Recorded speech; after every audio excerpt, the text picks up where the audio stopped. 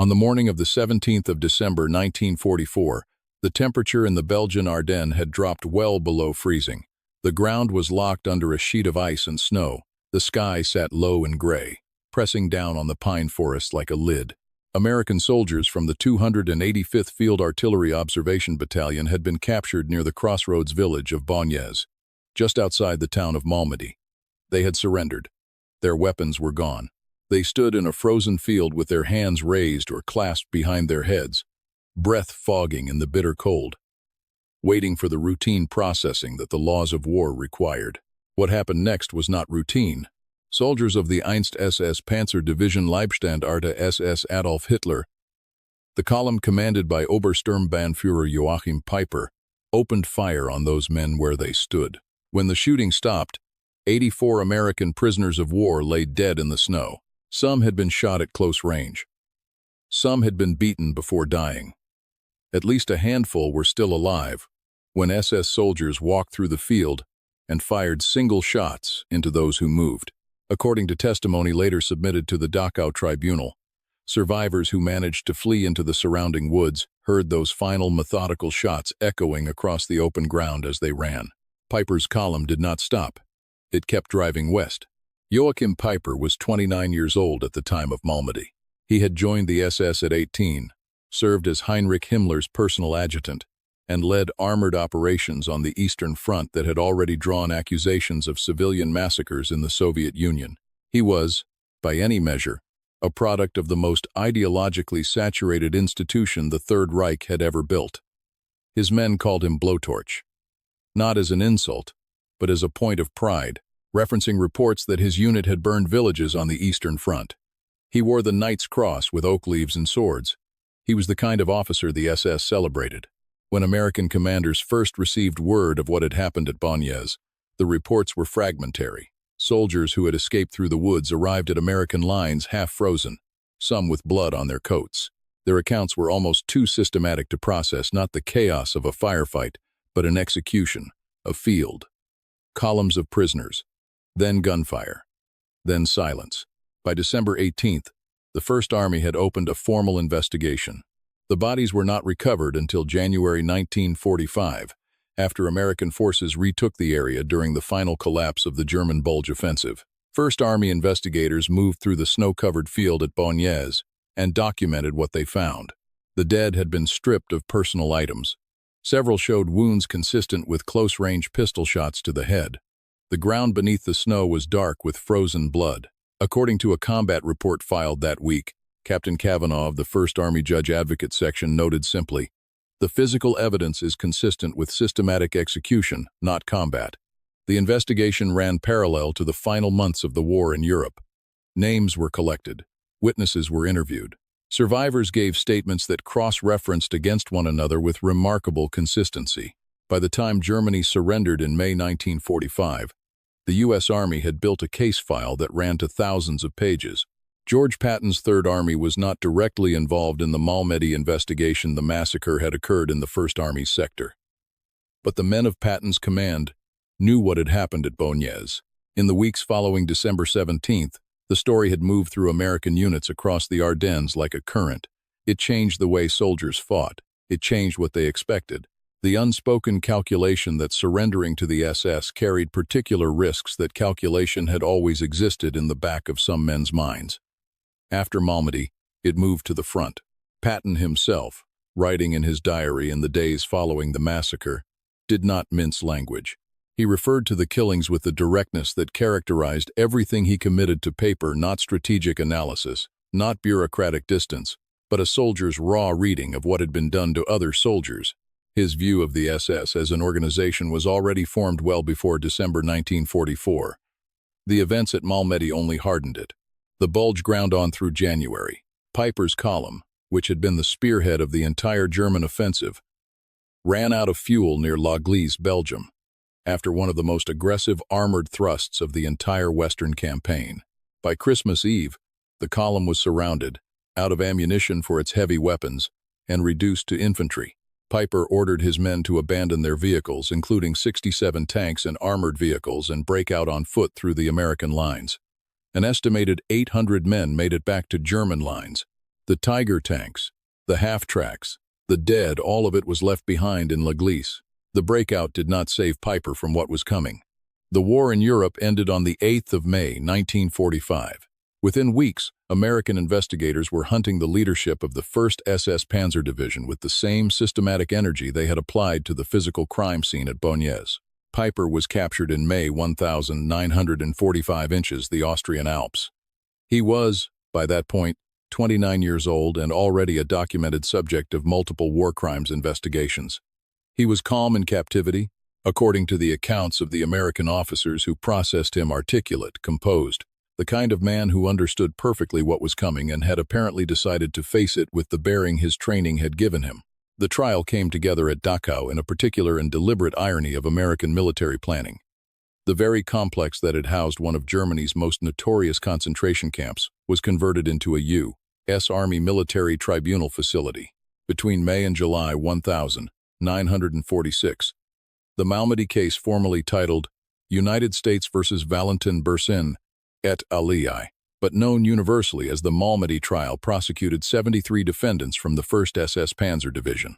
The charges covered not only the killings at Baugnes but a series of other incidents across Belgium and Germany, in which prisoners and civilians had been killed during the Ardennes offensive. Peiper was the central defendant. He was accused of commanding the column responsible for the massacre and of issuing or condoning orders that led directly to the killing of unarmed prisoners across multiple sites, not just Baugnes, but also killings at Honsfeld, Bühlingen, Lignoiville, and Stoumont. The prosecution's case rested on survivor testimony, physical evidence from the field, and statements taken from German prisoners who described the atmosphere in Peiper's column in the days before the offensive, an atmosphere in which the normal restraints on the treatment of prisoners had been explicitly or implicitly removed. The tribunal, composed of American military officers, delivered its verdicts on the 16th of July 1946. 43 defendants were sentenced to death by hanging. 22 received life sentences. 8 received prison terms of 10 to 20 years. Peiper himself was sentenced to death. It should have ended there. It did not. What followed the Malmedy verdicts is one of the most deeply uncomfortable chapters in the post-war American legal record. A defense attorney named Willis Everett filed appeals, alleging that the confessions used against the defendants had been obtained through coercive interrogation, mock trials, threats, physical pressure. The allegations were serious enough that in 1948, the Army established a review board under Judge Gordon Simpson, and then a separate review under Judge Edward Van Roden. The Van Roden Report, released in 1948, contained incendiary claims about interrogation methods, including allegations that investigators had used physical abuse and mock executions to extract confessions.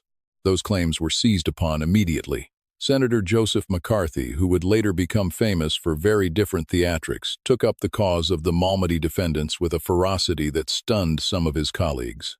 McCarthy argued from the Senate floor that the entire Malmedy prosecution had been a judicial farce, that American investigators had manufactured or coerced the evidence, and that the death sentences should be commuted immediately. He used the word railroaded. He used it often. The Senate Armed Services Committee convened hearings in 1949. The hearings became a spectacle. McCarthy's behavior during the proceedings was described by multiple participants as erratic, and at times incomprehensible. He introduced documents he could not verify, made accusations he could not support, and at one point attempted to claim that the presiding judge of the tribunal had a conflict of interest because he was Jewish. According to a declassified transcript from the 1,949 hearings, committee chairman Senator Raymond Baldwin stated flatly that McCarthy's conduct had been the most disgraceful episode he had witnessed in his time in the Senate. But the political pressure worked, not through the courts, and not through any formal finding of prosecutorial misconduct, because no such finding was ever made. The Simpson Board and the Van Roden Board both raised concerns about some interrogation practices, while simultaneously concluding that the underlying guilt of the defendants had been established. The subsequent Army review conducted by Judge James Handy reached similar conclusions. None of these reviews exonerated the defendants. All of them acknowledged that what happened at Baugnes constituted a war crime. But the political environment of 1948 and 1949 had shifted dramatically. The Cold War was beginning. West Germany was being reconstituted as a potential ally. The optics of hanging former German soldiers, regardless of what those soldiers had done, were becoming complicated in ways they had not been in 1946. The death sentences were commuted, one by one, then in groups. By 1951, the last death sentence in the Malmedy case had been set aside. By 1956, every surviving Malmedy defendant had been released from prison. Peiper himself walked out of Landsberg prison on the 22nd of December 1956, 12 days before the 12th anniversary of the massacre at Bagnères. He was 41 years old. The veterans of the units that had fought in the Bulge and the survivors of Malmedy specifically received the news in increments over those years. Each commutation, each parole hearing, each release generated responses that ranged from quiet fury to organized protest. Veterans organizations formally objected. Individual survivors wrote to their congressional representatives, the men who had watched their comrades die in that frozen field, and who had then survived the war and come home and rebuilt their lives, found themselves watching the men responsible for those deaths walk free within a decade. There was no ambiguity in the physical evidence. There was no serious dispute about what had happened in that field. The question that the political process had ultimately answered was not whether it happened, but whether it mattered enough to maintain the consequences. For a great many American soldiers, that answer was a wound that did not close. Patton was not alive to see the commutations. He died on the 21st of December 1945, 11 days after a traffic accident near Mannheim, Germany, less than 6 months after the war in Europe ended, and less than a year before the Malmedy Tribunal delivered its verdicts. The accident occurred on a road outside Mannheim on December 9th. When his staff car was struck by an army truck in low visibility conditions, he suffered a cervical spinal injury that left him paralyzed from the neck down. He died of pulmonary edema and congestive heart failure while lying in a hospital in Heidelberg, with his wife Beatrice at his side. He was 60 years old. What Patton's reaction to the commutations would have been is not a matter of historical record, because he did not live to witness them. But his documented views on the SS, on the treatment of prisoners, and on the administration of military justice leave very little room for ambiguity. In letters and diary entries from 1944 and 1945, he was consistent. Crimes committed by soldiers reflected the character of the institutions that produced those soldiers, and those institutions, meaning the SS specifically, had demonstrated their character repeatedly and systematically. He had no patience for the bureaucratic softening of that conclusion. According to a letter Patton wrote to his wife Beatrice in December 1944, he described the SS in terms that his editors later chose to omit from the published version of his papers, language that was blunt to the point of being unprintable in the standards of the era. But that left no doubt about where he stood. The post-war years were not kind to Joachim Peiper's reputation in Germany, either, though not in the way that American veterans might have hoped. He worked for a time for the Porsche company. He maintained contact with a network of former SS officers. He was not publicly repentant. In interviews he gave in the late 1960s and early 1970s, he described the Malmedy killings as the result of battlefield confusion, a characterization that prosecutors, survivors, and historians have uniformly rejected. The physical evidence of close-range execution shots, the survivor accounts, the pattern of killings across multiple sites along the column's route, none of it was consistent with confusion. In 1972, Peiper moved to the village of Treves in the Haute-Saône region of eastern France. He lived quietly, translated books, and corresponded with former comrades. His presence in the village became known, and French resistance veterans and leftist groups began a public campaign to drive him out. There were protests, there were threats. French newspapers published his address. On the night of July 13–14, 1976, the eve of Bastille Day, Peiper's house in Treves was set on fire. His body was found in the ruins the following morning. He had been shot. He was 61 years old. French authorities investigated the killing for years. No one was ever charged. The perpetrators have never been officially identified. In the decades since 1976, various researchers and journalists have examined the Treves killing. Former members of French communist resistance networks have made statements never in the form of formal confessions, always with enough legal ambiguity to be deniable, suggesting that the action was planned and carried out by people who considered it a delayed execution of a war criminal who had escaped justice through political intervention.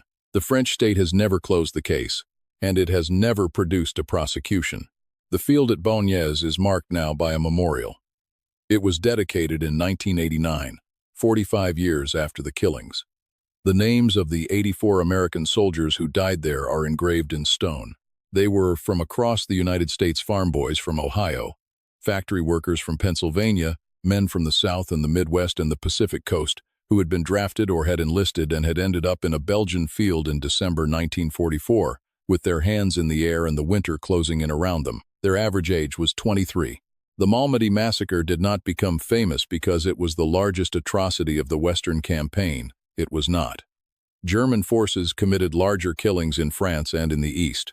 It became famous because it happened to American soldiers, in an identifiable place, in a documented and reconstructed sequence of events, and because the subsequent legal and political history of the case made it a kind of test case for whether post-war justice would mean anything at all. The answer that the system gave by 1956, with every defendant free, was complicated enough that it has occupied historians, legal scholars, and veterans for the 80 years since. The survivors of the 285th Field Artillery Observation Battalion spent the rest of their lives carrying what happened at Bagnères. Ken Ahrens, one of the men who escaped through the woods and made it back to American lines, gave testimony at Dachau, and then went home to New York and became a hardware store owner. He spoke about Malmedy at schools and veterans events for decades. He described, consistently, the moment the shooting started: the sound, the cold, the decision to fall down and lie still among the dead and wait. He died in 2001. He was 79. Henry Laholie Jacob, a Belgian civilian farmer whose land bordered the field at Bagnères, witnessed part of the shooting from cover and then assisted American investigators after the area was retaken. His testimony helped establish the sequence of events. He lived in the area for the rest of his life. The 1st SS Panzer Division, as a unit, ceased to exist in April 1945 when its remnants were destroyed in the final fighting in Austria and Hungary. The organization that had produced Peiper, that had celebrated his methods and given him command of its lead combat element, ended in defeat and dissolution. Its veterans dispersed into post-war West Germany, where many of them maintained networks, attended reunions, and in Peiper's case continued to correspond and publicly defend the record of the unit they had served. The history of what was done to hold them accountable is a record of genuine effort, genuine legal process, and genuine political failure. The tribunal at Dachau was not a show trial. The evidence was real. The verdicts were proportionate. What happened afterward was a product of Cold War calculation, senatorial grandstanding, and the particular difficulty that democratic governments have always had in maintaining long-term moral commitments when geopolitical convenience pulls in the other direction. 84 names on a stone in Belgium, 43 death sentences, 0 executions, 11 years served at most. That is the arithmetic of the Malmedy case. And in Treves, France, on a summer night in 1976, someone apparently decided to do their own accounting. Whether that constitutes justice or simply the continuation of violence by other means is a question that the historical record places in front of you without offering an answer. The men who carried rifles into that courtyard in eastern France believed they were settling a debt that courts had refused to settle. The men who built the memorial at Bagnères believed the same debt could be honored in stone and memory. The survivors who testified at Dachau believed it could be settled through law. All of them were responding to the same arithmetic: 84.